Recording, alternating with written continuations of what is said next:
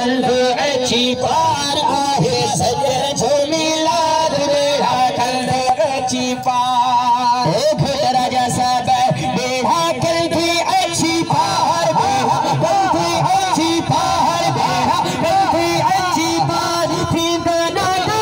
दीदार आहे सजन जो मिलाद बेड़ा कल्ब अच्छी पार आहे सजन जो मिलाद बेड़ा कल्ब अच्छी पार आहे सजन जो मिलाद बेड़ा कल्ब अच्छी पार आहे सजन जो मिलाद बेड़ा कल्ब अच्छी पार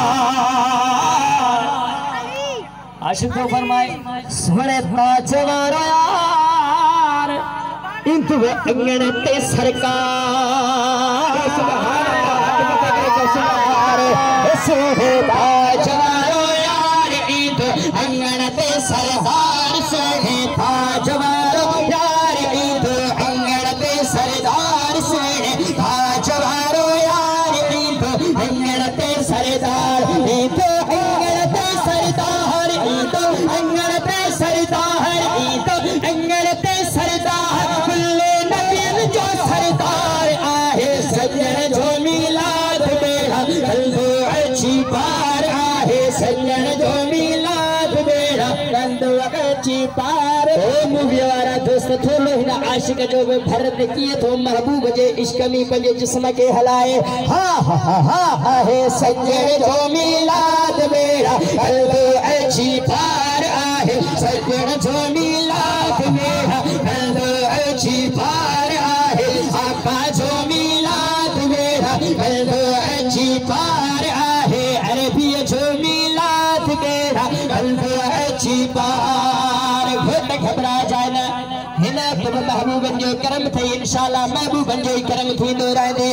आहे सजन जो मिलाद बेड़ा कल्ब अच्छी पार वारे सजन जो मिलाद बेड़ा कल्ब अच्छी पार कल तो कुर्ब हिरा खोट खाली थी दवकन मोट यकीनन सजे के महबूब जे मिलाद में आयो ने तो खाली कोन में दो थोरो अड़ तो सो दो तो दिल जलन दुखी गाला सुभान अल्लाह ओ कंते कुर्ब हिरा खोट खाली थी दवकन मोट कंते कुर्ब हिरा खोट खाली थी दवकन मोट कल्ब गोड़ा खोट खाली थी दवकन मोट खाली थी दवकन